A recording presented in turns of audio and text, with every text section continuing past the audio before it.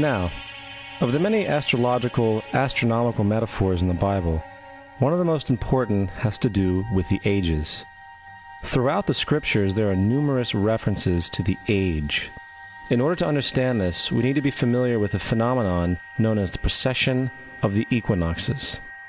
The ancient Egyptians, along with cultures long before them, recognized that approximately every 2150 years, the sunrise on the morning of the spring equinox would occur in a different sign of the zodiac.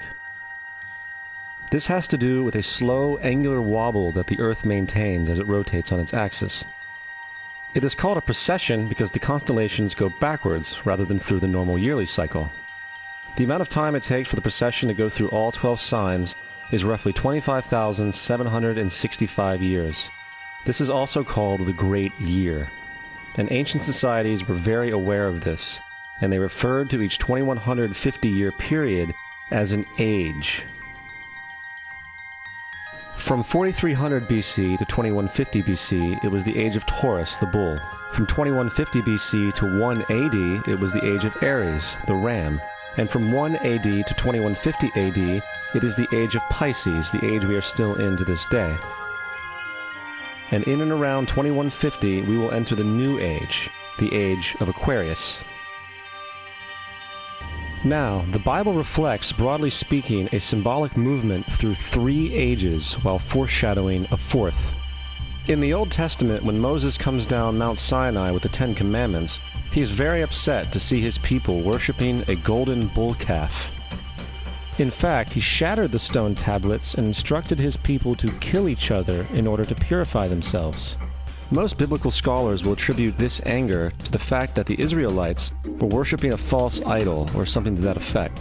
The reality is, the golden bull is Taurus the bull, and Moses represents the new age of Aries the ram. This is why Jews even today still blow the ram's horn. Moses represents the new age of Aries, and upon the new age, everyone must shed the old age. Other deities mark these transitions as well, such as Mithra, a pre-Christian god who kills the bull in the same symbology. Now Jesus is the figure who ushers in the age following Aries, the age of Pisces, or the 2 fish. Fish symbolism is very abundant in the New Testament. Jesus feeds 5,000 people with bread and 2 fish. When he begins his ministry walking along Galilee, he befriends 2 fishermen who follow him. And I think we have all seen the Jesus fish on the back of people's cars. Little do they know what it actually means. It is a pagan astrological symbolism for the sun's kingdom during the age of Pisces. Also, Jesus' assumed birth date is essentially the start of this age.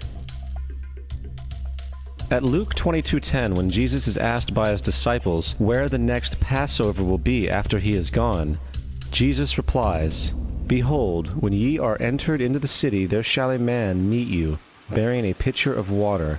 Follow him into the house where he entereth in." This scripture is by far one of the most revealing of all the astrological references. The man bearing the pitcher of water is Aquarius, the water bearer, who is always pictured as a man pouring out a pitcher of water.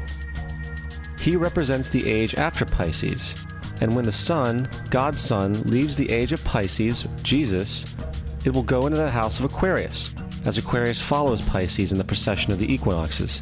All Jesus is saying is that after the age of Pisces will come the age of Aquarius.